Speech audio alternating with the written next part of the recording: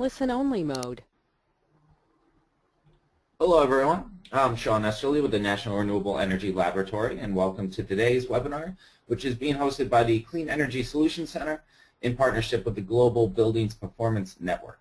And today's webinar is focused on the role of labeling and certification schemes in renovation policy packages with key lessons from global best practices.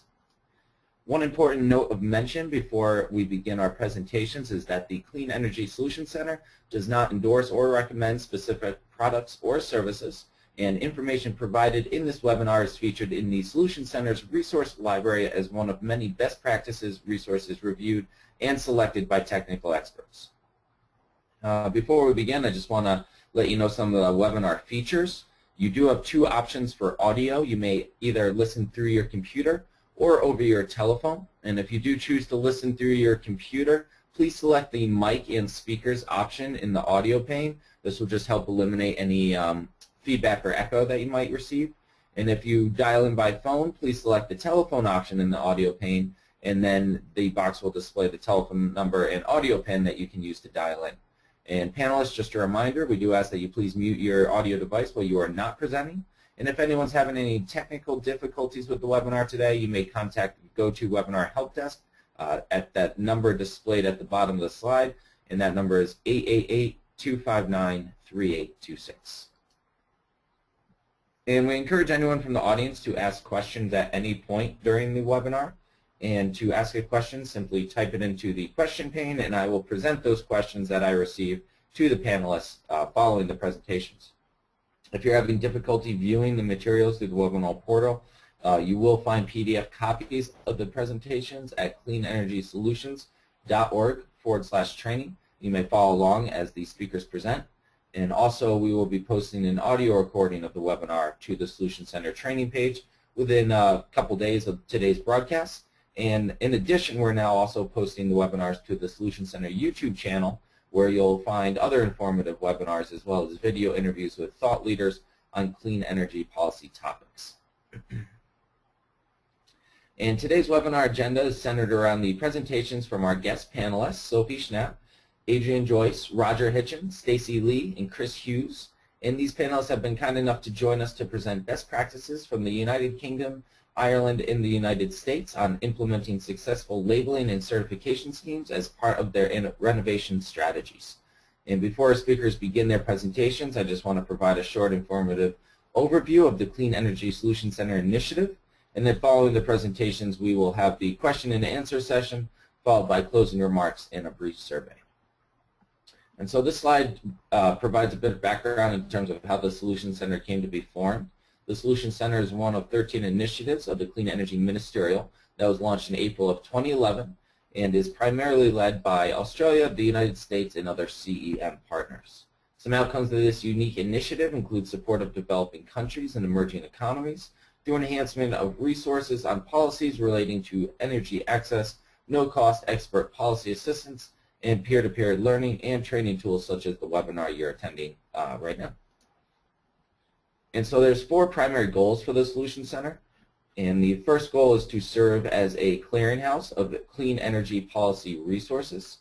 Second is to share policy best practices, data, and analysis tools specific to clean energy policies and programs. And third is to deliver dynamic services that enable expert assistance, learning, and peer-to-peer sharing of experiences. And then lastly, the center fosters dialogue on emerging policy issues and innovation from around the globe. And our primary audience is energy policymakers and analysts from governments and technical organizations in all countries, but we also strive to engage with the private sector, NGOs, and civil society. And so this slide describes one of the marquee features that the Solutions Center offers, which is the no-cost expert policy assistance, known as Ask an Expert. And the Ask an Expert program has established a broad team of over 30 experts from around the globe who are each available to provide remote policy advice and analysis to all countries at no cost. So for example, in the area of buildings, we're very pleased to have Cesar Trevino, leader of the Mexico Green Building Council, serving as one of our experts. So if you have a need for policy assistance in buildings or any other clean energy sector, we do encourage you to use this valuable service. And again, it's provided to you free of charge. So to find out if the Ask an Expert service can benefit your work, please feel free to contact me directly at sean.esterly@nrel.gov or at my phone number, which is 303-384-7436. Or you can also go to cleanenergysolutions.org and read more about it on there.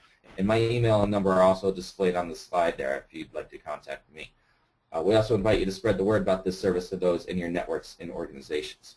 So in summary, we encourage you to explore and take advantage of the Solution Center resources and services, including the expert policy assistance, the database of clean energy policy resources, subscribe to our newsletter, and participate in webinars like this one. And so now I'd just like to provide brief introductions for our panelists today. And our first panelist that we'll be hearing from is Sophie Schnapp.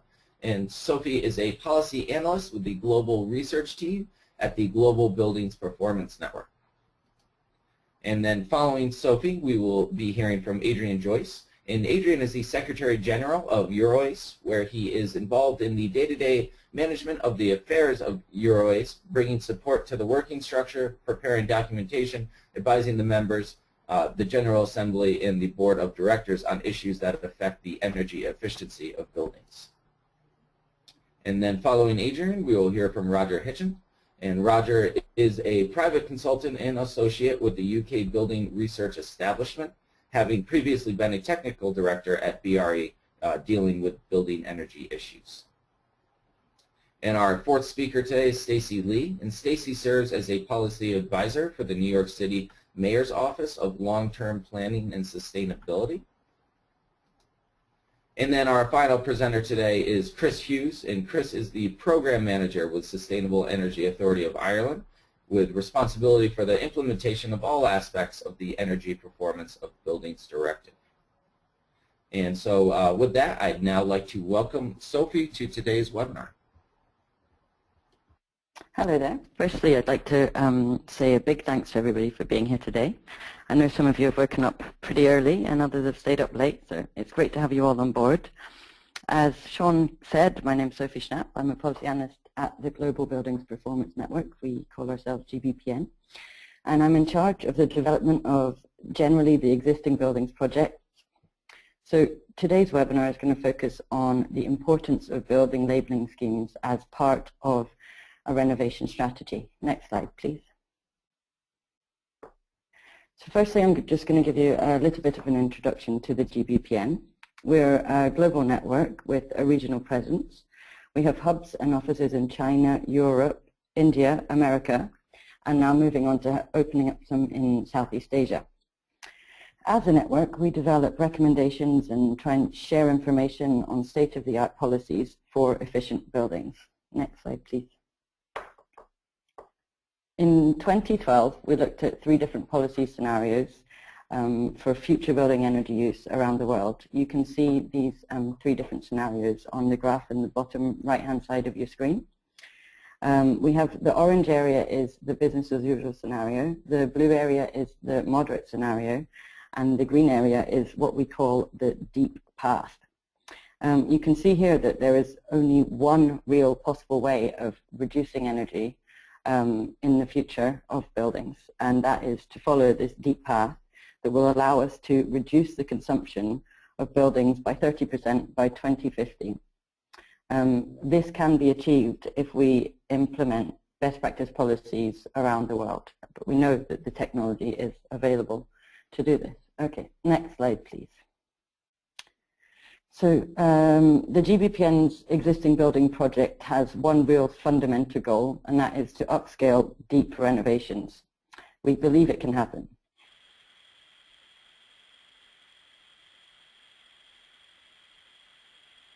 In order to issue a report that defines a deep renovation and a deep retrofit, and you can find this online on our reports database, we've then defined a set-of-the-art criteria for a deep renovation or an energy renovation policy package. Using this criteria, we have highlighted some best practice policy package case studies that work with deep renovations. And the criteria and the case studies feed into an online policy comparison tool that you can find on our website that allows the user to play around with different policy elements. Next slide, please. So with the findings of the tool, we present this webinar series to you today on how to save energy using renovation policy measures. This series takes a deeper dive into how to really set up a best practice policy package, and each of the webinars within the series takes a deeper dive at looking at individual elements of a policy package using insights from best practice jurisdictions. Next slide, please. So this webinar is the third of the series, and we'll discuss the importance of labelling schemes, how they are implemented, and how they drive energy renovations. We have invited 3 jurisdictions that have implemented successful labelling systems and schemes, and I'm sure these people will impress you with their fine stories. They're going to provide us insight into how they have really been implemented, what role they played in policy development, and what you can learn from the mistakes that these jurisdictions have had to come across. Just going to point out that we're going to have a final webinar of the series on financing energy renovations, and this will be held at the end of October. So I hope you enjoy the webinar, and thank you very much for being here and listening. Okay, thanks.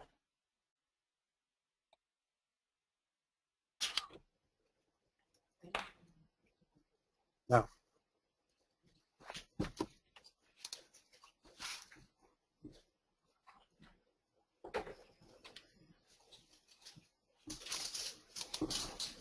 So hello everyone, it's Adrian Joyce here. I hope you can see my screen with the title of the presentation. It's a pleasure to be with you, and I'm very grateful to the GBPN to have organized this session, and I hope that the few words that I'm going to say will help to stimulate a lively discussion in the Q&A part. I thought I would start by letting you know what is EuroACE. It is the European Association of leading companies involved with the manufacture, distribution and installation of energy efficient equipment and services in buildings. We survive by promoting energy efficiency in buildings on the EU political agenda, and we do so in a manner that is integrated across all solutions within the building. In other words, we are solutions and technology neutral. We find this to be very important because it allows us to speak for the building sector as a whole and to keep a very high level political awareness alive around our issues. The principles that guide us in the work we do is known as the TreasEnergetica, and many of you may have come across this concept before. It is a kind of priority pyramid where you have 3 steps which must be taken in the order shown. So we believe strongly that we must reduce the energy demand first, and in this context we fully support and agree with the GBPN's deep path scenario that was just presented briefly by Sophie. After reducing the energy demand of the building to its maximum extent, then use renewable energy sources for residual energy needs, and finally, if you must, use fossil fuels efficiently for the residual energy needs. For my members and those that support the work we do, it's very important to have a means of understanding whether or not you've reduced the energy demand effectively. I mean, it's quite easy to see when sustainable energy resources have been used because you see panels on a roof, or you have a heat pump or another physical presence. Reducing energy demand can be by passive means or active means, but often not visible. So here, good design, good specification comes into play, and in order to verify that the demand has been reduced, we strongly believe in the need for labeling and certification, the subject of today's webinar. Just to give a little context, some of you may not be aware of the extent of the challenge in the EU, where we have over 210 million buildings, 90% of which will still be standing and occupied in 2050. So in the EU region of the world, the main challenge, and maybe our presenter from Ireland will touch on this, is not new buildings where we have very strong legislation to bring them to a nearly zero energy standard, but really existing buildings. And that's because 40% of primary energy in our region is consumed in buildings, and that consumption leads to 36% of energy-related CO2 emissions causing climate change. The members that I represent have the technologies today that could reduce that energy use by 80%, and that market is active but needs to be upscaled dramatically if we're to achieve global targets, particularly around low carbon economies of the future. So how do we do this? We need to build trust and confidence in the market, and that's because at the moment there's a lot of asymmetric information in construction. We see that the professionals understand what's at stake, they understand the solutions, but the purchasers or the clients don't. We see evolving standards, so standards are going up more and more, and we see progressive integrated approaches being applied to renovation of buildings in Europe. Those progressive integrated approaches could actually form the subject of another webinar.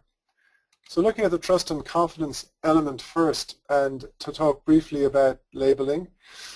Labeling is best known on white goods or appliances, where they are giving a simple message to a consumer to help them in the choice of their purchase. And here I've shown you the examples from, on the left-hand side, a television, and on the right-hand side from a window. So you can see the energy performance and help you with your specification or your purchasing decision. So labeling is to be understood in my world as a method of giving, in a simple and clear way, pertinent information to inform a purchasing or specification decision. Whereas certification, on the other hand, is a more complex procedure. It provides independent verification of what is being delivered through the works to a building, whether it's a new building or an existing building. It's therefore breaking down some of those information asymmetries I spoke to a little earlier, and we find that it's good for dissemination of information. I'm going to come in a few moments to my final slide, which will tell you the essential features that I see for success in labeling and certification. But what I wanted to share with you is that here in Europe we have for buildings an energy performance certificate. You see an example on the right, and that certificate is already having a market stimulus effect. There is an appreciable impact on the value of properties that are properly labeled, and there's an increasing market acceptance of the need for these certificates in the marketplace. And we see an increasing link to policy developments. The UK is an example in point, where there is a proposal that buildings with grade E or lower certification cannot be rented in the private sector after, and I would be corrected by our UK colleague if I get the date wrong, but after 2018 if I remember correctly. So if we're going to roll out labeling and certification, as I believe is necessary to stimulate the market for energy efficient renovations, then there are certain features that need to be taken into account. I'm not listing the whole range of features in this slide, but just touching on a few key elements. The first is that legislation should require labeling and certification for products and for buildings. The legislation should be clear and readily enforceable, because there's no point in having a good policy if it cannot be implemented readily on the ground. The format and content of a label or certificate should be informative. I've touched on that already.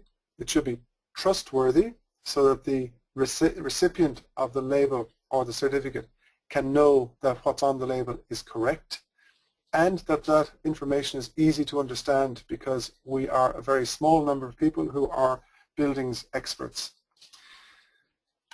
And finally, the implementation of labeling and certification schemes should be supported by a robust system, which at the least should be accompanied by accredited independent testing facilities for testing that labels are trustworthy and truthful, accredited qualified professionals in the certification world in order to go and take the measurements needed to put the certificate in place, the maintenance of a register of labels and certificates so that others can learn from what we have done and from previous experience, because if we don't learn and build on what we do today, how can we improve for tomorrow? It's impossible. So a register that's accessible and open can be very helpful, particularly for design decisions. And there should be a system of penalties for non-compliance with legislation. Evidently, and it's the last point I make, there should be an appeal system in case an accredited professional, for example, is struck off a list, or if there is an abuse of a client's confidence by untrustworthy information. So I gather we will now see some case studies from the 3 regions, and I look forward to hearing those and seeing whether the few pointers I've given are being taken up in the regions that we're about to hear from. So thank you for your attention.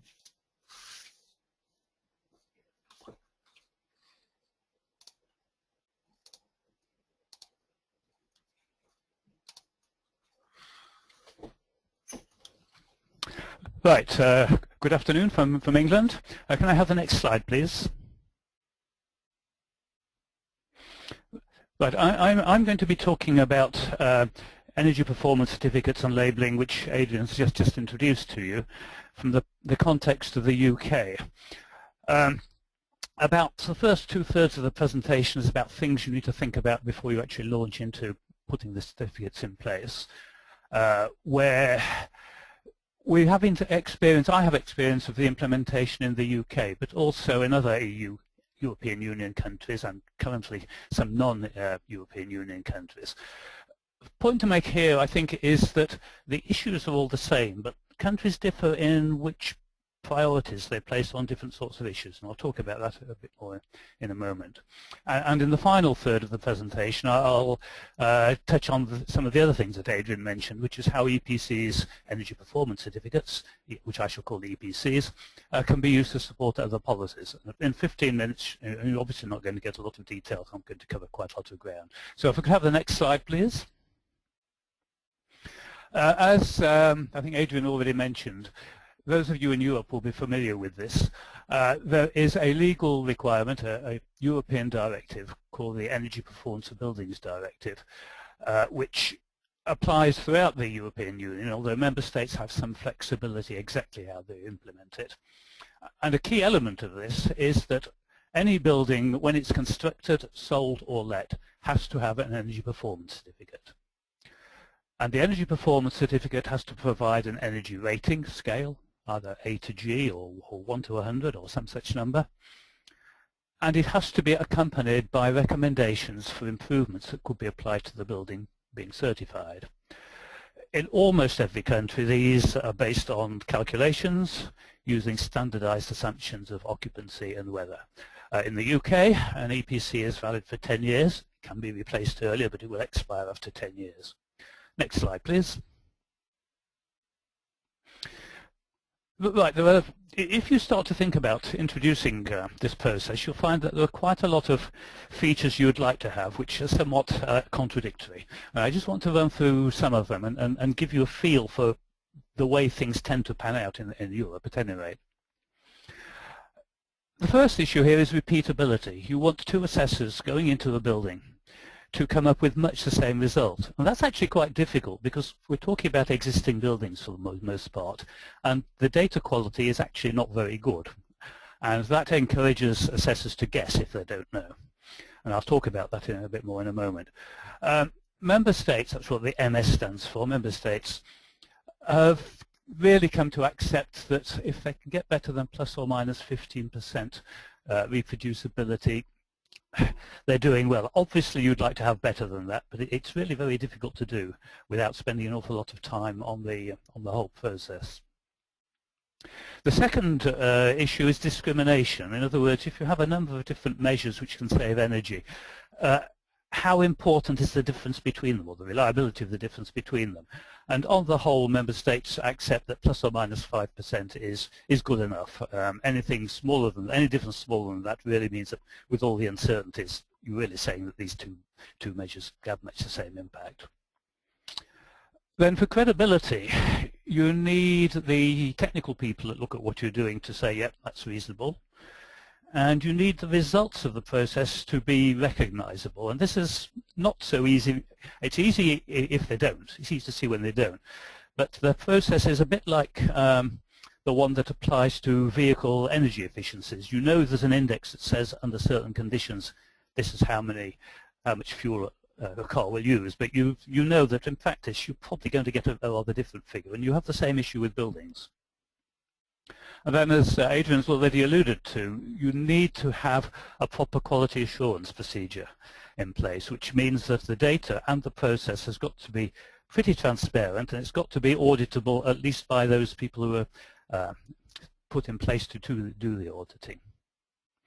And then finally, and but by no means the least, is the question of the cost of doing all this. What member states would typically like is it to take no more than 8 hours for a dwelling and 16 hours for other types of building. That's pretty hopeful, frankly, especially for the non-residential, where it can easily take you 2, 3, 4 days to do a survey of a complex building. But it's an important issue. Okay, can we go to the next slide, please? So I just want to say a little bit more about one or two of these, and in particular the interaction between data reliability, the way you do the calculations, and the way you construct your rating scale. So if we can move on to the next slide, please. Before I talk about them individually, I just want to stress this point that we are really talking about existing buildings. In England and Wales, there are about 11 million EPCs for existing dwellings, about 1 million for new dwellings, and about 500,000 for other buildings. Now, that 500,000 are actually mostly big, complicated, energy-intensive buildings. So in terms of energy saving and energy consumption, they are more important than the number of EPCs suggests. But I think the important point I want to make here is that it's very easy to think, okay, we're going to introduce EPCs and all we have to worry about is existing dwellings. That can create an awful lot of complications further down the line, because unless you're sure you're not going to want labels for commercial buildings, it's very easy to produce a nice simple methodology for dwellings and then find that for other complicated buildings it really doesn't work. For example, if you try to produce a rating for a hotel, you may have a hotel which has bedrooms, swimming pool, a restaurant, shops, and you also may have a hotel which only has bedrooms. And deciding what is a reasonable rating for which applies across all those types of buildings is really quite difficult. But again, I'll come on to that again in a later slide. So if I can go to the next slide, please. Data quality. As I've said already, in existing buildings it's often poor. And if you're an assessor and you press for time and you can't see what something is, you're tempted to guess, and that is not very auditable and not very reliable. And you have this dilemma between allowing an assessor free rein to simply write down what he thinks he sees, or to restricting him to say, you can only have one of these. For example, if there's a window, maybe you only give him a choice between single glazed, double glazed, and triple glazed. That improves the consistency, but you obviously lose or can lose quite a lot of information in terms of accuracy, reliability, if you like. The way the UK approaches this, which is not untypical, is that for most of the factors that you're likely to put into the calculation, there is a default value, which is set so that if you choose the default, you get a poor rating. If you're the assessor, you may overwrite that default value, but you have to be prepared to justify it. In other words, the quality assurance will probably kick in at some point and say, okay, why did you say that? How can you justify it? And then to make life easier, we introduce option lists wherever it seems helpful to do so. And the option lists may be related to the default values. For example, if you know the age of a boiler in a house, you know that after a certain date there was a minimum performance requirement on boilers, so you can immediately shift your default value to being a boiler which complies with that requirement. And so there are a number of tricks like that you can do to simplify the data input and help to reduce the uncertainty. But clearly the training and quality assurance of the assessors and the quality assurance of certificates is really very crucial here. So let's go on to the next slide, please. The choice of the rating scale is something that's often rather overlooked. It's easy to say we'll have kilowatt hours per square metre. That's fine for simple buildings like dwellings. It gets really complicated or can get really complicated for more complex buildings. The way the UK works, and it's true in other countries as well, is that when you put the details of the building into your software to do the calculation, it automatically generates another building which has the same geometry and the same use, but has preset values of insulation, boiler efficiency, window area, and the like. So in effect, the building sets its own yardstick, its own reference point. So that deals with the issue much more satisfactory for multi-use buildings because you've got the same proportion of spaces. It's also quite robust against a number of data errors. For example, if you get the areas slightly wrong, it affects both buildings the same. So it doesn't completely remove the effect of getting the area wrong, but it does dilute that impact quite a lot. And it also allows you to think in terms of having more than one calculation procedure, which I'll come on to in a minute. So the procedure produces an A to G scale. It also produces numbers, so you can see whether you're near the top or bottom of the particular scale. And the UK is unusual in that our main metric is greenhouse gas emissions, calculated greenhouse gas emissions. In most of Europe, the metric is primary energy. Okay, next slide, please. Just say a little bit about calculation procedures. Most member states use a monthly calculation method from a European standard. It's an international standard, actually. And a few use the much more complicated hourly simulations. The UK allows monthly calculations for all buildings, but also allows hourly simulations for non-residential buildings. In practice, that approach is only used for complex new buildings where this sort of simulation is part of the design process. I'll just mention in passing that the way you divide your building up internally when you do the calculations is important, especially for air-conditioned buildings. But I haven't time to go into that, so let's move on to the next slide. Okay, let's say a little bit about recommendations and refurbishments. The recommendations that are thrown up by the certification process are basically for elements. Then others might be related to the window or to the boiler or to insulation, with an indication of the approximate cost effectiveness. And it's important again to remember that some measures may be cost effective now, others only make sense when you have to change something for some other purpose. So, for example, a recommendation may be that when your boiler eventually reaches the end of its life, buy a better one.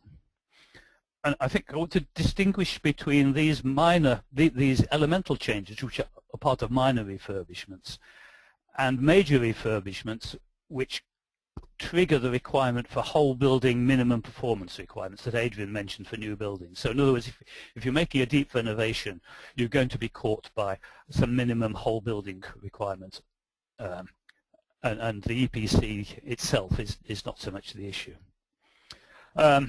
Process in the UK is that the software produces a recommendations list and indicative paybacks, but importantly, the final responsibility is with the assessor. The assessor has been to the building. He may recognize opportunities which the software can't, or he may recognize that the software makes a generic recommendation which is not applicable in this particular building. So that's important.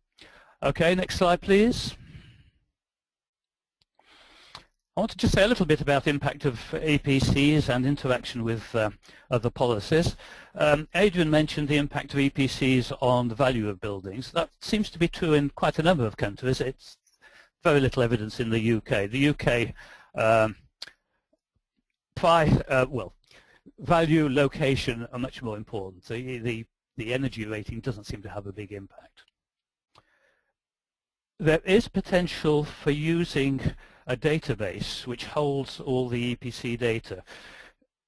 as a tool for policy development, because usually we don't have very good information on the building stock, and EPCs covers at least a part of that stock, although we have to remember that it's not necessarily a representative sample. And EPCs can be an enabling tool for other policies. So if we can just go on to the next slide, please. I've got a couple of slides just to highlight this and before I wrap up. In the UK, we have some financial incentives for the use of renewable energy. We have a feed-in tariff for renewable electricity, and we have something called the renewable heat incentive, which is a bit like a feed-in tariff for solar thermal, biomass, and the renewable part of heat pumps. Before you get these financial inducements, or at least certainly before you get the most attractive of them, you have to show that you've done the reasonably sensible things to reduce the demand of your building. Coming back to Adrian's inverted triangle in a way, you've got to do the top bit first before you get an incentive for doing the second bit. And the EPCs are used as a filter, if you like. If you don't have an EPC above a certain level, you've got to either show you can't do it or do it. And Adrian mentioned that there is a proposal to prohibit the letting of buildings with a poor EPC rating. This isn't actually the law yet, but it is likely to become the law, and he said 2018. I think it may be the end of 2017, but that's the sort of timescale we're talking about. So we can have the next slide, please. I want to there is an increasing tendency to use the energy performance certification to justify financial support for renovation. Now, in itself, that is not a bad thing, obviously, but there are some traps. As I've explained, the process of producing EPCs typically errs on the side of if you don't know, you get a low rating. Now, that implies that there may be some substantial savings to be made, and they may or may not exist. It may be simply that the assessor didn't have the information to judge one way or the other. There's also another complication, which is that the calculation, the EPCs are based on a standardized occupancy, and people, as we know, have a wide range of ways in which they use their buildings, and so the actual savings may be more or less than the EPC indicates. So in other words, the EPC is a useful tool, but not just on its own. You need to work on it and do more. Right, my final slide now, which is to summarize my personal thoughts about all this, which are essentially, before you do anything, think about it. Think about what criteria are important for you.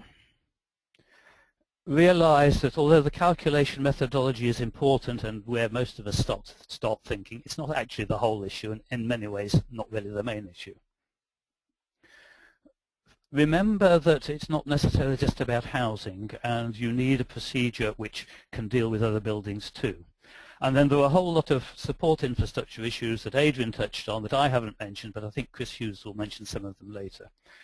And finally, it's good to learn from your mistakes. It's better to learn from other people's. So talk to somebody who's done it before, preferably more than one person. They've probably found out the hard way where the traps are. And with that, I'll hand over to the next speaker. Hi, my name is Stacey Lee. Good morning from New York. I'm very excited to be presenting on this webinar. I'm going to speak more from the local context of labeling and certification. So let's begin. Next slide, please. Just to give you context, New York City has a citywide greenhouse gas emissions goal reduction of 30% by 2030 from a 2005 baseline. And as of our last greenhouse gas inventory, we were at 19% in 2012. However, we did a study looking at how we can reach further reductions of 80% by 2050, and we see that we're not on a track to get there if we focus on just 2030. We need to move further and be more aggressive to get on a long-term path. Next slide, please. And while emissions from buildings have dropped since 2005, more needs to be done through energy efficiency. As has been seen in many other cities, buildings contribute to a significant amount of emissions citywide. And looking at the changes just from buildings alone, we see that in New York City, most of the reductions have come from cleaning our fuel supply rather than energy efficiency. And so, therefore, we need to focus on how we can get to those deep reductions. Next slide, please. And just as we saw some context on EU buildings, I wanted to give more context on buildings in New York City. We have almost 1 million buildings, with 85% of them expected to be present in 2030. Energy consumption in buildings represent 83% of our citywide energy use. And also, as mentioned earlier, it contributes towards 71% of citywide emissions. And interestingly, the largest buildings that we have represent only 2% of all properties by count, but are almost half of citywide square footage. So from a strategic standpoint, we thought it made sense to focus on getting those energy efficiency gains from the largest buildings. Next slide, please. And measuring and tracking energy data is essential. And so in 2009, we passed the Greener Greater Buildings Plan, which is composed of 4 local laws, including the New York City Energy Code, benchmarking, energy audits and retrocommissioning, and lighting upgrades and submetering. Focusing on benchmarking, we looked at the largest properties that we define as over 50,000 square feet, or roughly 4,600 square meters, or groups of buildings on a single property that are collectively over 100,000 square feet, or roughly 9,300 square meters. And this equated to 13,000 properties, which translates to 24,000 private buildings. We also require public buildings to benchmark as well, and they have to meet a more stringent standard of over 10,000 square feet, and altogether they represent 2.5 billion square feet, or roughly 240 million square meters. And you can see from the pie chart on the right, this is a significant percentage of national square footage that is benchmarked. The pie does not include counties and states, but you can see that there are many other cities at a local level who are also benchmarking. And the data is collected through a national tool called the Energy Star Portfolio Manager, which is provided by the U.S. Environmental Protection Agency. Next slide, please. So when this webinar asked to look at labeling, we thought of our disclosure process and how we require building owners to report their energy and water consumption annually using the online tool. And after the city receives it, we go through a process of verifying that the building owners are in compliance, and then provide that information back out to the public. So you can see from this slide, we have an online database available at nyc.gov/ll84data, and you can just easily see, based on this information, any property that's over 50,000 square feet, whether or not they've complied, how high or low is their site and source energy use intensity, where do they rate in terms of their Energy Star score, and how much emissions did they emit that year. In terms of the Energy Star score, this is a 1 to 100 national rating that a building can receive when they use the Portfolio Manager tool. And it's a national comparison of, the national median is 50. So not only can buildings compare how they are performing in relation to other buildings citywide, but they can also see how they perform on a national basis. Next slide, please. In addition to disclosure, we wanted to provide context. So the City of New York was required by law to conduct analysis and provide 3 benchmarking reports looking at data from 2010 to 2012. And what we found was that multifamily properties make up the majority of the largest buildings and use the most energy. We also found that high energy users also tend to be high water users. And lastly, going back to that labeling of the Energy Star score, we saw that citywide the median Energy Star score increased and energy consumption decreased in the past 3 years. However, we can't completely say that this is due to energy efficiency alone because there are many factors to consider, such as the event of Hurricane Sandy affecting buildings, causing them to lose power, benchmarking tool upgrades, which provided changes to the tool, which may have affected the data, and lastly, fuel switching, which is not necessarily energy efficiency, but can reduce greenhouse gas emissions. And the graph on the left is an outdated graph. It's for the second benchmarking report, but you can see the trend of the properties that are eligible to receive an Energy Star score and how we compare with the national median. We have exciting news that our last benchmarking report will come out this month, and it will be available online at that same website, so we encourage you to visit it and look through the report. Next slide, please.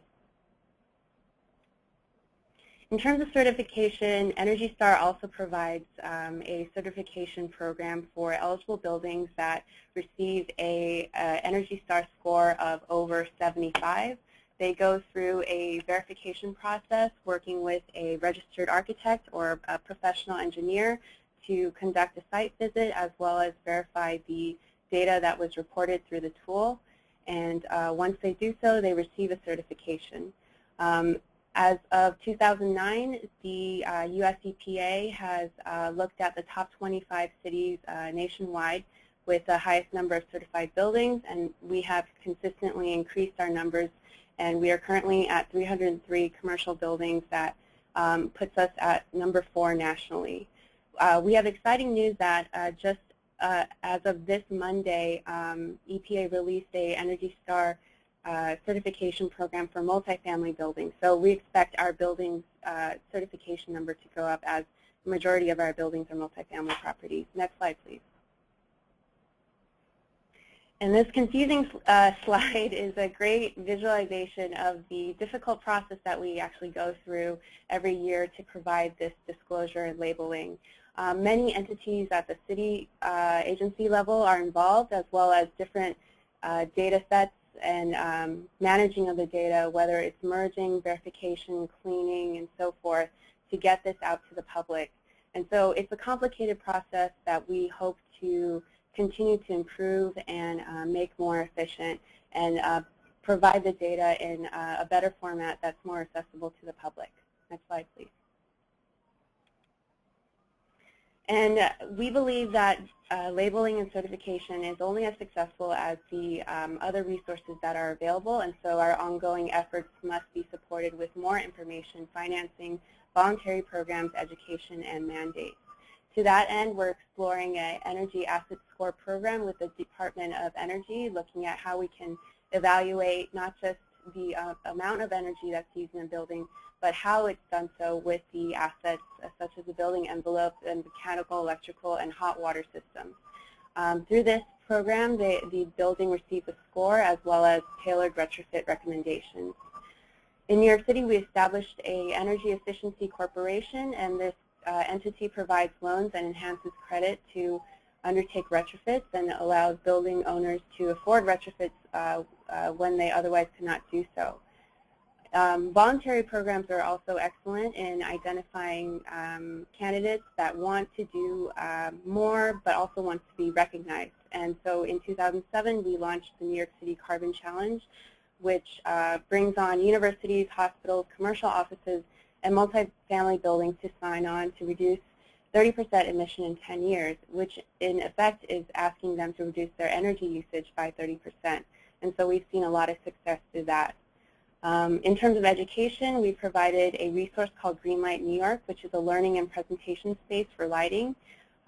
Lighting is one of the most cost-effective ways to improve buildings' energy performance, and so we wanted to make sure that building owners had a resource to seek when they wanted to understand how a new technology plays out or what information is out there. And lastly, through mandates, we didn't pass benchmarking alone. We wanted to make sure that we had a local energy code that would upgrade our standards every 3 years, as well as audits and retrocommissioning that allows for action to be made with guided recommendations, and this is conducted every 10 years. And we also require lighting upgrades because of the cost effectiveness, and sub-metering in tenant spaces so that tenants can understand their individual energy usage and make informed decisions. Next slide, please. And lastly, we believe that the public sector has an important role in motivating the private sector by leading by example. And so the City of New York established its own goal for 30% reduction by 2017 in 10 years, and it's doing well with a current level at 19% reduction as of 2012. One example of a great program that we've launched is the Accelerated Conservation and Efficiency Program, or ACE. This fast-tracks funding for shovel-ready projects, and it's expected to save $25 million per year and reduce 50,000 metric tons of carbon dioxide equivalent. As I mentioned earlier, city properties also have to annually disclose, so their information is also available online every year. And lastly, there are additional programs to promote efficient O&M, deploy innovative technologies, and encourage competition among facility operators. New York City is a very competitive city, so we see that competition is also a great way to promote energy efficiency. And that's it. Thank you.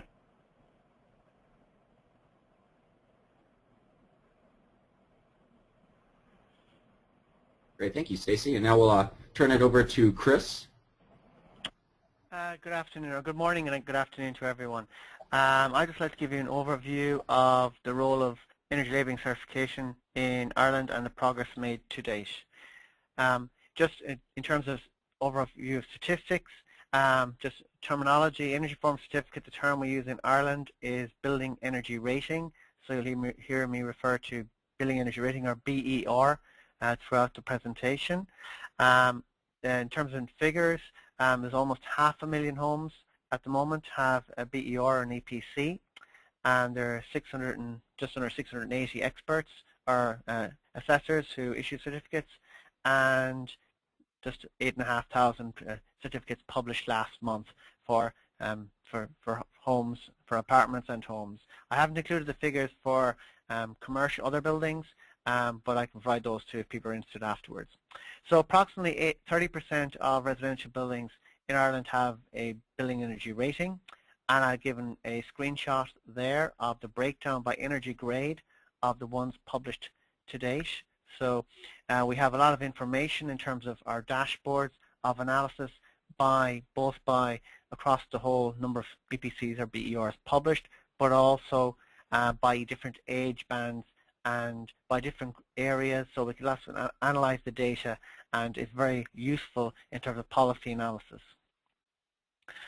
In terms of one of the things that Roger referred to earlier on in his presentation was about the importance of using not just focusing on the methodology or the tool you're going to use to do the calculation, but also to look at what you're going to do and the systems that hang around that.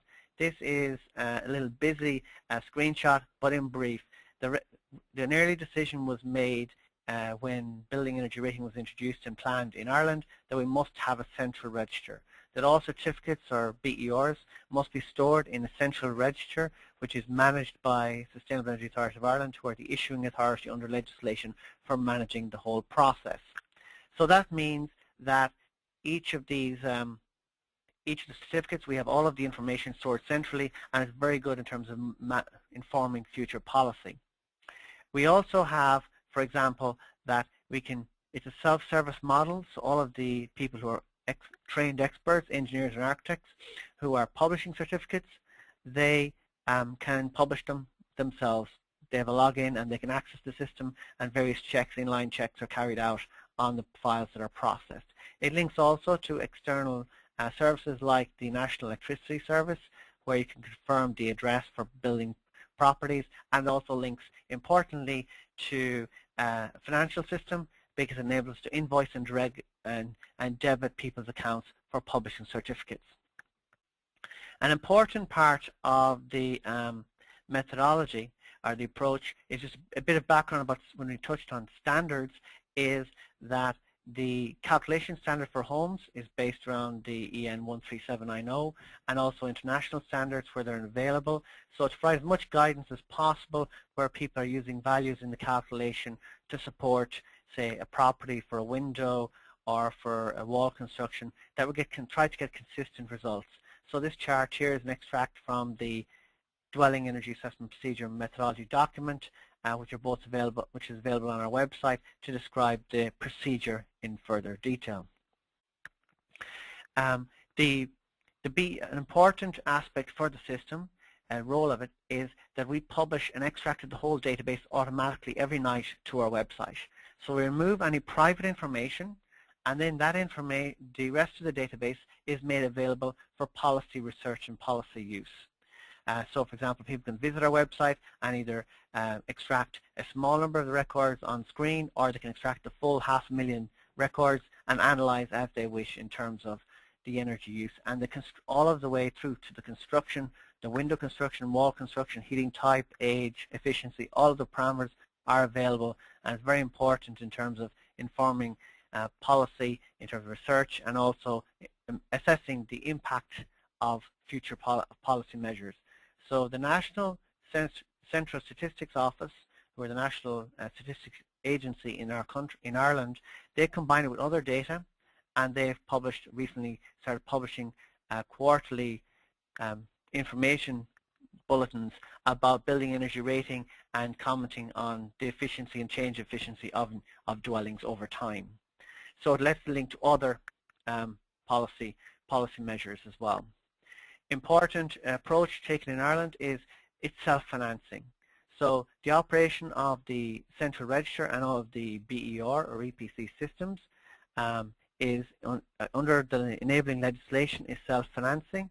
So for example, all of the income generated, there's a fee charge for publishing certificates, and also for registration and annual renewal. That money is taken. And you can see for last year the income was approximately €3 million, and that was used by SCAI as the issuing authority for all the systems design and development, which is the software tools, also the codes of practice, the whole administration behind the system, and all of the business processes, the website updates, and energy awareness campaigns that promote the uptake of the requirement for building energy rating. The support and maintenance for licensing, all the backups. So it is a full-time, 365 days a year operating system, on all the time available. People even publish certificates on Christmas Day. It's got backup, and it's got failover and backup, offsite backup. So it's a very resilient system in terms of its operation. A significant investment too is made in quality assurance in terms of auditing of the assessors to make sure they're following the rules and conventions, so you get the consistent results. We have examination requirement for every 2 years. All of the assessors must resit an examination to make sure that their skills are kept up to date and audits kept up to date too. This is a snapshot from one of our dashboards, which enables, in terms of policy analysis, to look at, for the EPCs or building energy ratings published so far by different age bands, what is the profile for the building energy rating. So in this case, we selected age band E for residential. That's 1967 to 77 year of construction, and we can see the profile. The most frequently occurring is D2. But let's just analyze by different years of construction, what is the age band profile, and then you can analyze, well, what will be the impact of different policy interventions to that profile, and you can design policies and also update policies, measure their impacts afterwards. Now that we have a building energy rating scheme in place, we have a parallel scheme called Better Energy Homes, which is to support homeowners to improve the energy efficiency in their homes, and part of that is also to build market capacity, the skill base of contractors and builders to install energy efficiency equipment to the right standard and quality and stimulate market uptake. And the incentive is a cash grant. It's fixed regardless of house size. So it's more benefit to the smaller homes than it is to a larger home. And part of the process is that the building energy rating is mandatory as part of the grant scheme. So it links in that you must have a BER as part of the grant scheme. So therefore we capture all of the information about homes that are their status following the energy upgrade is recorded on the central database. So you have a lot of useful information in terms of policy and analysis. And approximately last year, approximately 1/4 of all EPCs published were under the grant scheme. And there's further information available on our website about the grant scheme. In conjunction with that, we have a better energy warmer home scheme, which is available for fuel poor homes where people can't invest in energy efficiency in their own homes themselves, and we provide through a different mechanism, community-based organizations, those certain range of energy upgrades for free where there's no investment required by the homeowner because they're not in a position to make that investment. I've just put listed here some of the overlying statistics about the scheme. So for example, the number of grants paid is just under 400,000. The total amount under the scheme paid to date is 166 million euros. So there's a lot of investment being made, and you can see the type of measures, the improvements that have been applied under the Better Energy Home Scheme. Further information on those schemes that I've just mentioned is available either through the Building Energy Rating Guide for Homeowners or analysis about understanding people's approach to energy efficiency, which we published, and also impacts of the Better Energy Homes. In terms of what the future looks like, and that was only a brief run-through of the operation of the register and its impact in linking with policies, one of the challenge I think is set out for us, is set out really in the EPD recast, is to realize the ambition about major renovations. So there's a requirement in the Energy Performance Buildings Directive recast which says buildings undergoing a major renovation, i.e. either 25% of the building envelope or 5% of the value of the property, must have a major upgrade applied to them. We're working through the building regulations at the moment, a review of those to see what will be the impact of that, what requirements will be required from that. This is following on as part of the work for what's called the cost optimal calculations, which are part of the EPD recast, which assess the current level of requirements in building regulations across all of the EU member states. That, I expect, combined with other measures, will have a significant impact because it will mean there'll be a trigger when people are considering major upgrades of their buildings, that they'll be required to carry out whole building analysis, and could potentially, if for example they're just considering insulation upgrades, they could potentially be required also to look at the various systems, the lighting, the heating, the cooling systems within the building at the same time, and upgrade those to a certain level too. So that's a major challenge, I think, ahead for us, but I hope that that's given you an overview of the current role of the central certification scheme in Ireland.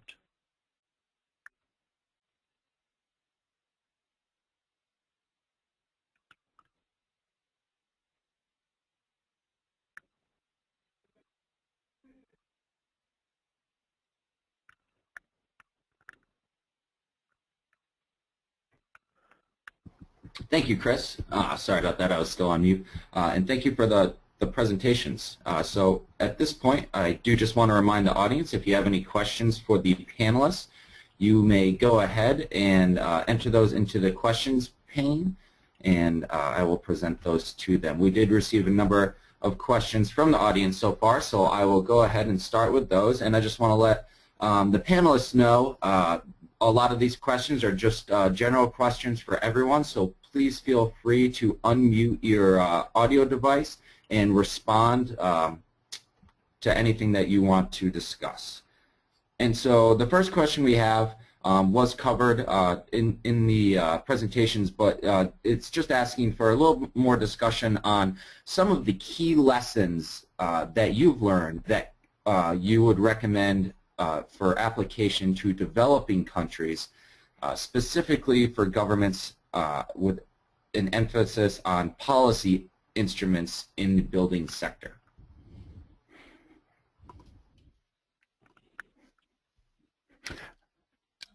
Should I come in here first? I think one of the one of the contrasts in a way between Ireland and the UK is the use Ireland makes, as Chris very clearly demonstrated, of the database of EPCs to support policy.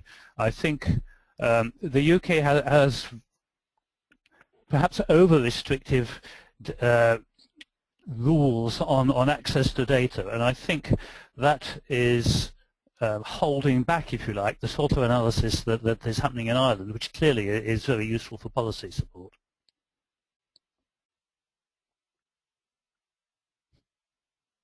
Great, thank you, Roger. And anyone else want to add to that? If I could just, Chris Hughes here, if I could just add to Roger's comments, yes, the central register, if you're going to design a labelling scheme, I would strongly encourage any country considering it, a region having it, to have a central register. There are benefits to this. I know of at least one major European member state that doesn't have a central register, and the challenge is, how do you for a start measure what the current state of building stock is? How do you analyze it? You don't know what the current efficiency levels or the current opportunities are out there. How can you measure the policy intervention, the success or design policy measures afterwards? And it's amazing that if I look back over the last 5 years, that now we have other people taking what you might say is SEAI information, like our Sensor Statistics Office, or our National Statistics Agency, who are not focused on energy at all, but they combine it with all kinds of information they have access to, like household size, income, and all kinds of other things, and they can make use of that information to inform larger policy decisions. We can also have our energy modeling group within SEAI take that information and turn it into research. For example, they've shown that it does have an impact on price. Only small impact so far, but does have an impact on price. So it's important that, and also you can measure compliance. If you have a central register, you can measure compliance. So it is very, very important. So not just focus on the tool of how you're going to calculate whether it's an A to G rating, but how you're going to gather the information afterwards and use that information.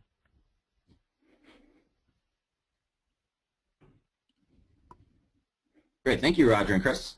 And we'll move on now to the next question. And this is for those of you that have worked in the UK, and just asks if you have any information on the renovation rate in the UK among old buildings. Roger Hitchin here. Very difficult to get hold of reliable information. Again, it almost touches back on this database issue of seeing how the profile of EPCs changes over time. There are some numbers around, but they're not very strongly based, I would say personally. Adrian here, I'd like to comment on that. Indeed, Roger is right. It's very hard to give an answer to what's the renovation rate in the UK or indeed any country across Europe. But there are a number of questions that simple question raises. The first is, what should the renovation rate be if we're to achieve ambitions around a low-carbon future? And we estimate that should be around 3% per year by 2020 and from there onwards. Whereas today, the best information for Europe as a whole is that the renovation rate is hovering around 1%. So it's a very major step up that's needed in the European Union. The second key question that this raises is, what do we mean by a renovation? I know that Sophie touched on that, and the work of the GBPN throws light on it. But generally, it seems to us here at EuroAce, and indeed in the Renovate Europe campaign that we run, that the general depth of renovation is a very shallow renovation. So we are not currently, with the 1%, even capturing the cost-effective potentials in each project that's undertaken. So this question about rate of renovation is key for a developed region like EU and I think the USA. But certainly we are way below the rates and depths that we need to be if we're going to have an impact on climate mitigation.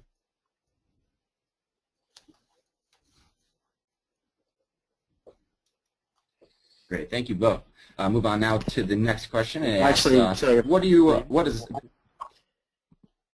Hello, it's Peter Graham from the GBPN here. just to add a little bit to that discussion, and give some figures, in France they're estimating they need to renovate about 400,000 buildings a year to meet their energy reduction targets in the existing building stock. And so part of the challenge is to provide consistent information to investors in building renovation, and certification and labelling is part of the answer.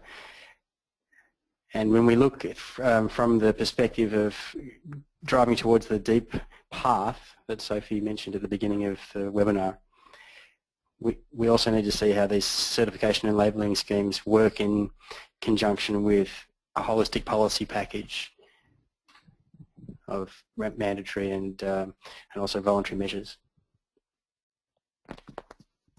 This is Roger Hitchin. I'd just like to add another comment here, really, which is that in all this discussion, the efficiency of the systems and equipment tends to get pushed down the list of it, and overseen, not taken into account. But actually, most of the building services in a building might last 10, 20 years, so you've got an inherent 5 to 10% turnover rate there, which is rather different from the sort of 1%, maybe up to 3% for the whole building. So at that level, there is scope to renovate at the technical system level, quite apart from the possibilities of dealing with building envelope issues.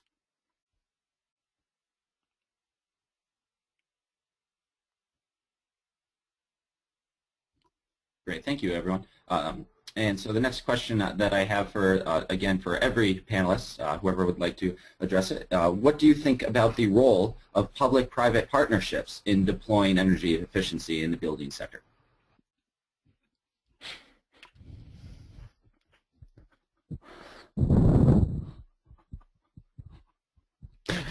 Distinct silence. Roger Hitchin here. I just throw a thought. I mean, in principle, it sounds like a really good idea. Leaving aside the question of PPPs specifically for energy efficiency, the concept has, shall we say, not got a good press at the moment on the broader scene in the UK, at any rate. In New York City, we've seen a lot of success with public-private partnerships and both inviting the private sector to weigh in on mandates and what is an appropriate target that the private sector thinks is feasible in terms of energy efficiency, as well as voluntary programs in which the private sector works towards a common goal and gets input and feedback from the public sector. So it's definitely something that's been working in New York City and something that we think is crucial to continue to move forward in energy efficiency. Yeah, Adrian Joyce here. I would also agree with Stacey on that PPP is a potentially important driver to help particularly deep renovations. But again, we have to be careful what we mean by PPP, and public-private partnerships can take all sorts of forms. And I would put it that those forms are not only financial partnerships, but maybe process or policy partnerships as well. So it's a big subject area, PPP, and with many economies around the world feeling cash strapped, but yet a lot of private money still available, PPPs are going to be an increasing tool used, I think, for reaping the energy efficient potential in our building stock. So we need to keep an eye on this one.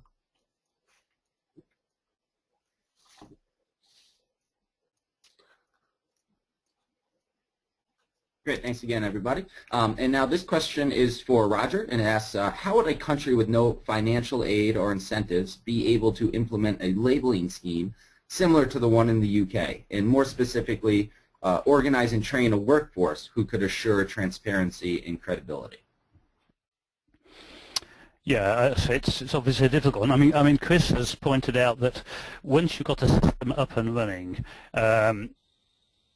make it self-financing. That is assuming, of course, that you've got a regulatory system in place which requires assessors to exist and therefore gives them a market where they can actually earn some money and contribute to the cost of the certificates.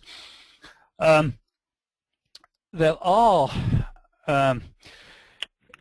aid schemes that are actually supporting this. I mentioned in my my first slide very quickly because I knew I was likely to overrun, that I'm involved with a program to implement the EPBD in some of the countries which are just outside the European Union.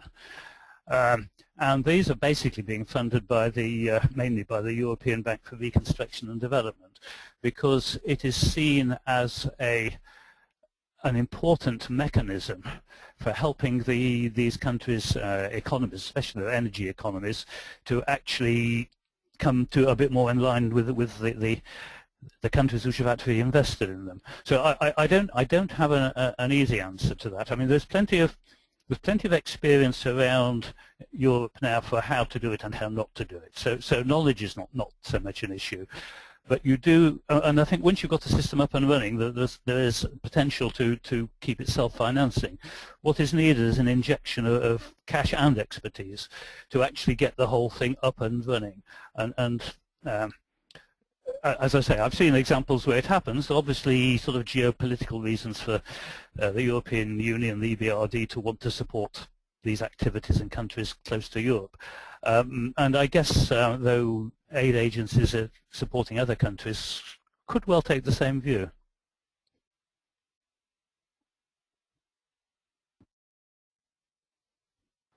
Great, thank you very much. And next question asks, in relation to the financing issue of renovation, are there any strong methodological concepts for step-by-step renovations to reach ambitious energy performance targets?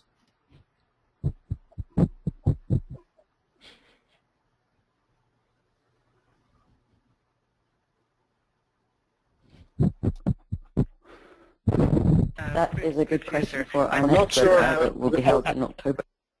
And obviously, yes, it's a large answer, but maybe just a little discussion on it. I mean, actually, Chris touched on this to a degree, I think, in his final part of his presentation, didn't you, about the use of applying sort of cost optimality concepts to deciding for major renovation how far you could justify going. There then comes the next issue of, can you get the money to do this, where the paybacks may be long. But I mean, I think there is a sort of a way into the question there. Yeah. So if people were interested further in the topic, on the I think it's on the Eurobuild website, the EPBD concerted action, which brings up all the member states, whatever, together. But part of the EPBD requirement is that all the EU member states had to complete these reports, which in fact looked at their own building regulations and said what was the gap between the current building regulations and cost optimum, which is the achievable deep renovation you could have across both new and existing buildings, the standard requirements. And all those reports, national reports, are published on a website, and I can send in a link to the organisers after the discussion about where those reports are available. So if people want really detailed on how you go about doing the calculation in terms of future energy prices, cost of measures, and all of the rest that should be considered, that information is all available.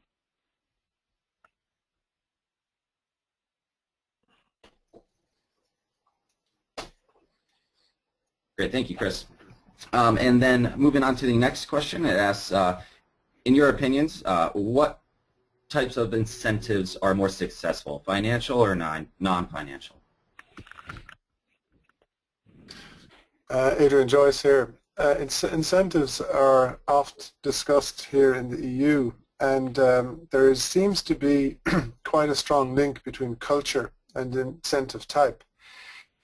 What I mean is, in some cultures, it's a return on your tax bill is seen as a great incentive. In other cultures in Europe, it's a cash payback. So you make your investment, but you get a certain sum back into your bank account or as a check.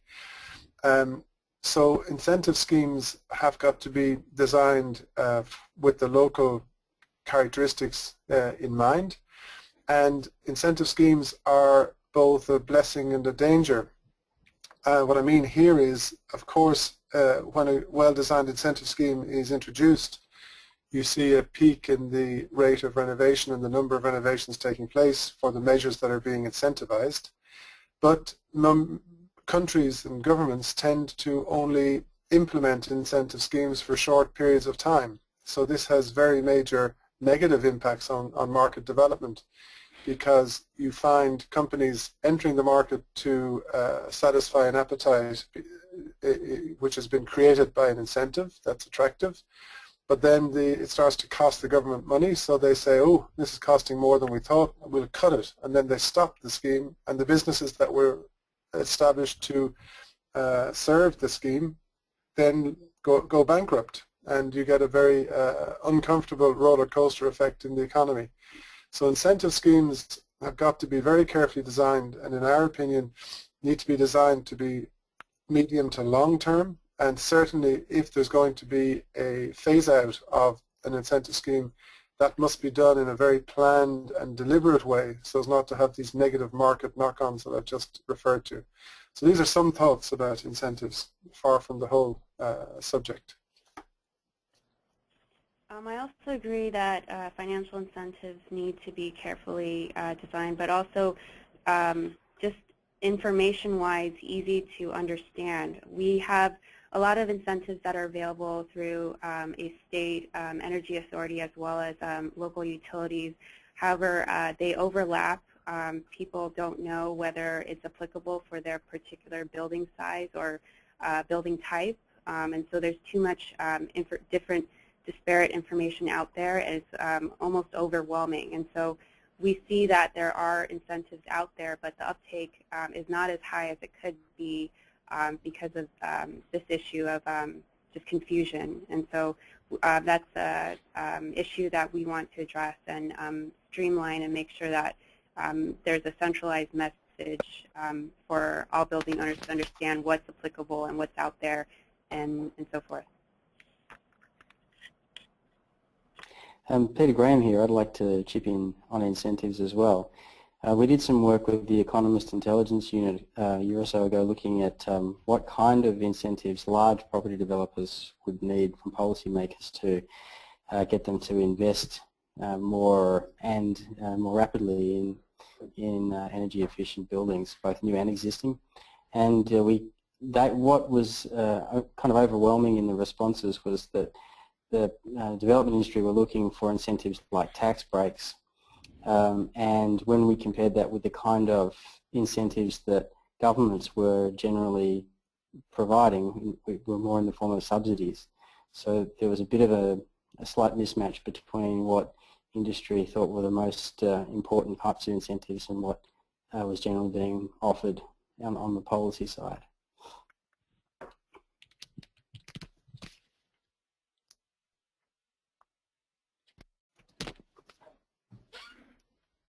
Okay, thanks again, everybody. And we have time for one more question. We'll just need to keep the responses a little brief. Well, we have about 5 minutes left for this one. So this question is for everybody, and it asks, they can see that there's a difference between the EU and US labeling schemes. Labeling is mandatory in the EU and are generally voluntary in the US. How important is it for the labeling schemes to be mandatory in a region?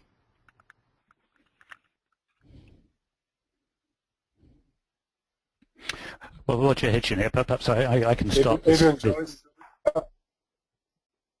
Go on, Adrian. Let's start with... Thanks, Roger.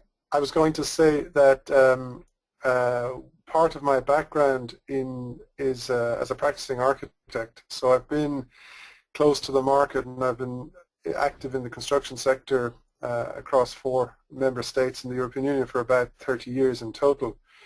And in our part of the world, I have never seen a step change in the way buildings are specified, designed and built unless it was driven by regulation. And that's because the construction sector is a very conservative sector. It tends to have a lot of inertia to change, and we therefore now believe that effective labeling and certification schemes must be mandatory, because if they're not, they simply don't have the positive impacts and effects that we see that they can have. So Roger, over to you. Yeah. Well, it's sort of in the same area. I think you have to see voluntary labelling and mandatory labelling as two different ends of the market transformation procedure. Mandatory labelling is really to deal with it with the poor buildings, the poor products, and to make sure that people stop building really bad buildings, for example. Voluntary labelling is much more for the other end of the market, for the early adapters, the people who want to be seen to be in the forefront. And they can be very successful in their own terms, but they take a long time to diffuse across the whole market. So I don't think it is an either-or necessarily. And one of the advantages of a graded labelling scheme is that you can introduce minimum requirements at the bottom end, but you can hope to encourage people, or specifiers of new buildings in particular, let's say, to say, oh yes, but my buildings are all A++, and you know, and get some kudos from that. In New York City, we currently don't require mandatory certification, but we do have mandatory benchmarking, disclosure, and in that process, labeling. And so we see that mandatory labeling is required because unless you are a building that is performing well and want to be rewarded and publicly recognized for that, there is no real strong incentive to take on the resources and time to do the labeling.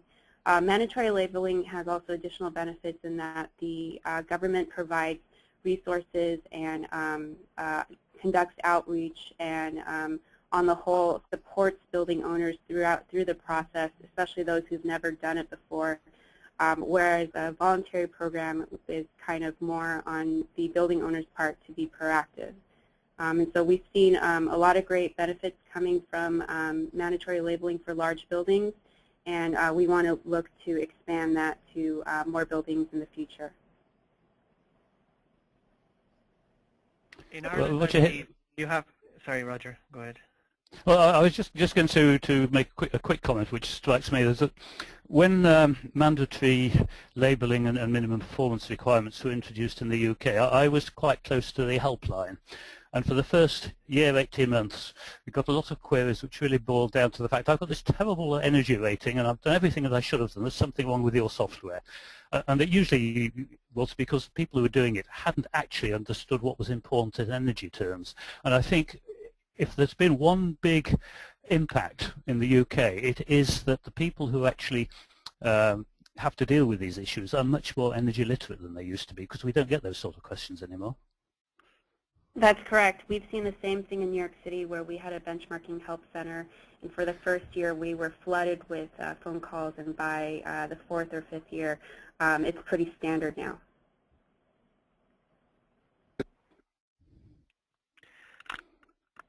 And I believe Chris had something to add.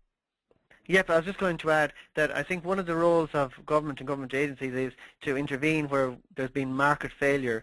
And one of the benefits of the mandatory labelling, and especially when then it moved on to actually include the mandatory inclusion of BER or EPC information in all advertisements from January of last year, is we've seen a step change in terms of volumes of information available now. So all advertisements for sale, at least, have all the information available. So the information is available now at a much earlier stage for consumers who might be interested in making a decision. And so I think you ultimately have to have a mandatory scheme if you want to have success in terms of understanding and improving the energy performance of buildings. Great. Thank you, everybody. And that is all the time that we'll have for the discussion. So appreciate the questions, and thank you, panelists, for addressing those. And now I'd just like to ask the audience to take a very quick minute to answer 3 brief questions that we have regarding the webinar. It just helps us evaluate the performance and improve for the future.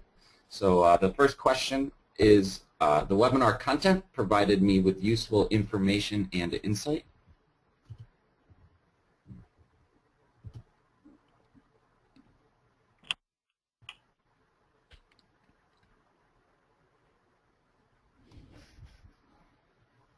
And the next question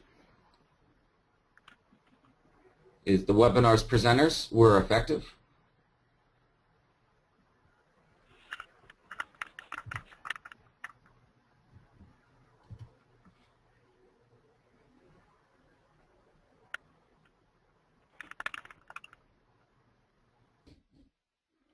And then the final question is, overall, the webinar met my expectations.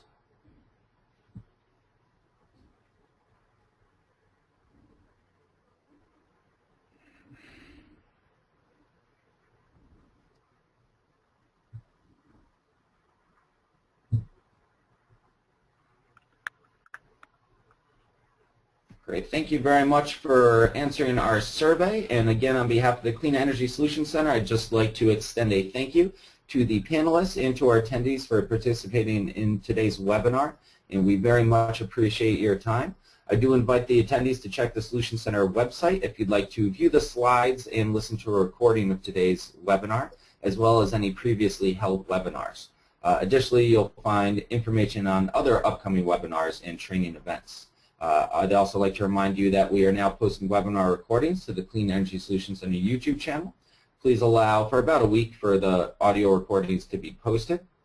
And I invite you to inform your colleagues and those in your networks about the Solutions Center resources and services, including the no-cost Ask an Expert policy support. And so with that, I hope everyone has a great rest of your day, and we hope to see you again at future Clean Energy Solutions Center events. And this concludes our webinar. Thanks, Sean. Thank you. Thank you.